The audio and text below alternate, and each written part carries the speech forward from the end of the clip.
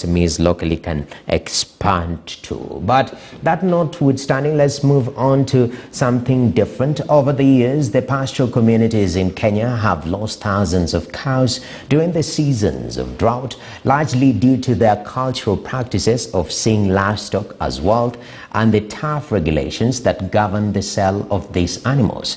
But now things are changing with the launch of Kenya Livestock Market Systems, a social and behavior change campaign that is said to enlighten pastoral communities on how to stop keeping their livestock for prestige, but for commercial purposes as well. Philip Kitani with more. Early morning, I visited Robert Arionotuk, a small-scale pastoralist at Yatan village in Garemara, Isiolo County, just before he lets his herds of goats and sheep to go out to graze. On this day, Arionotuk was gracious enough to show me how he carries out his morning chores. Kitu sijajua ni lita ngapi.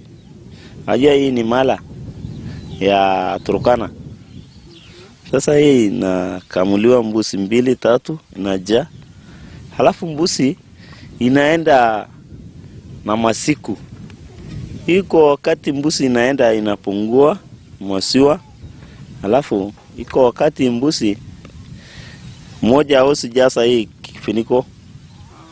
Sasa hii kifiniko iko wakati mbuzi moja inajaza. Iko wakati haijazi.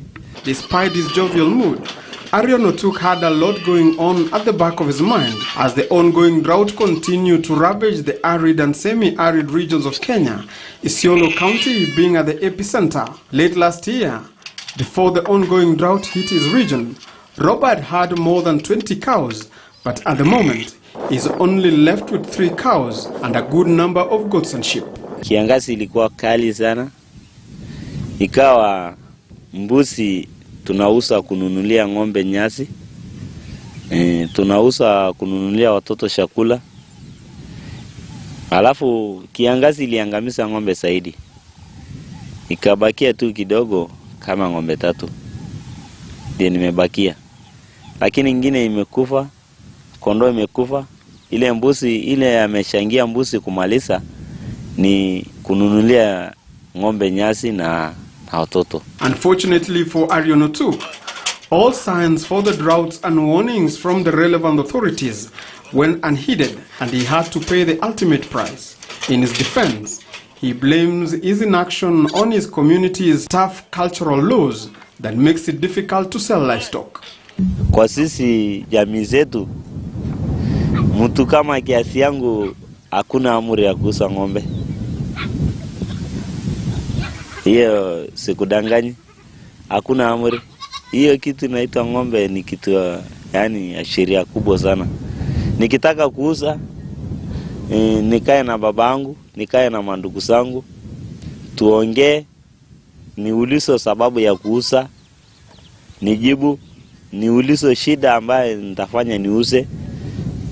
Kama sasa nataka kama kujenga kama nyumba kama hii, inaongea karibu miaka kuongea na hao, fanya mkutano, nataka kuuza ng'ombe moja, wacha mingi iwezekani. Sasa hiyo kuuza hiyo ng'ombe moja umepewa masharti. Tunataka kitu ambayo unafanya uuse hiyo ng'ombe, usa tende ile kitu wao unasema. Lakini ukiuza hiyo ng'ombe upotee bila kufanya ile kitu ambayo ulikuwa umesema mbele ya watu, inabidi upukuso kabisa usionekane area hii. Now a new dawn has come to Arionotuk and others who have over the years found themselves struggling to set themselves free from the shackles of culture that stops them from selling their livestock. The launch of the Kenya Livestock Market Systems, a social and behavioral change campaign that is set to enlighten pastoral communities on how to stop keeping their livestock for prestige, but for commercial purposes as well. Historically, this is a pastoral county whereby culture is really a major issue in terms of, commercializing the livestock, business. In the past, Pastoral communities have not benefited from their livestock, yet pastoralism is a major contributor to the economies of countries in the Horn of Africa. Kenya's pastoral sector is worth over $800 billion and provide more than 80% of meat consumed in the country. Most of the time people keep livestock, large livestock, and overstock the area, in that then drought comes, which is actually most of the time we cannot finish 1 or 2 years without drought. Then it comes and wipe all the livestock. A rich man yesterday is a poor man today. The program is set to promote the change in mind attitude and mindset of pastoralists towards the commercialization of traditional livestock systems, animal health, quality standards, improved animal breeding uptake messaging, and its advantages such as productivity and adaptability, and buyer transaction and pastoralist capacities, including the role of women. This is what we are now trying to change the mindset of our people, in that now they keep their livestock for market, for commercial purposes. And this one can only be achieved if we can now really campaign to them and change their mindset and show them the importance of keeping livestock for commercial purposes. According to Dr. Hamed Galgalo, historically, culture has been a real major issue in terms of commercializing livestock business, a factor that has contributed to a high poverty level in the county. He also emphasized that culture has promoted cattle rustling. As people compete to have more livestock, they go stealing from neighbors, reasons why rustling is still rampant. By educating our people, our community, along this line of commercializing their livestock, then I'm sure it will also reduce the issue of cattle rustling. So that is what we are doing, and actually is a very important milestone for this county. According to the National Livestock Information System, livestock market in Kenya is dominated by middlemen or brokers who manipulate producers through price distortion. This has resulted in low earnings for the pastoralists. Mwaka hii ng'ombe ilikusha yote hivi. Wakati ng'ombe ilikusha ndio tulipata kupata mvua.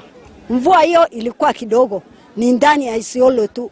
Sasa kona yote mpaka Wajia, kila pahali watu wanahamisha na lete hapa. Ile ng'ombe yetu hakuna kitu napata, hakuna kitu nakula. Tunamaliza pamoja sababu sisi watu wa mifugo hatufukusani, tunawaachana. Mimi iko njaa, siwezi waacha ule ako na njaa. Mimi nasema kuja kula pamoja na sisi. LMS program is also in line with the implementation framework for critical priority projects by the national government under the Big Four agenda. Philip Keitany, KTN News. Well, that's all we had for you on Business Today. Thank you very much for watching. Remember, we're still monitoring the 2 F's, which are very important: food, which is for food security, and fuel, which we are seeing a lot of development, especially approaching the price review by IPRA. Well, that's all for me. My name is Noki Kimboy. Up next, we have Mbiwa KTN with Suleiman Yeri. Stay tuned.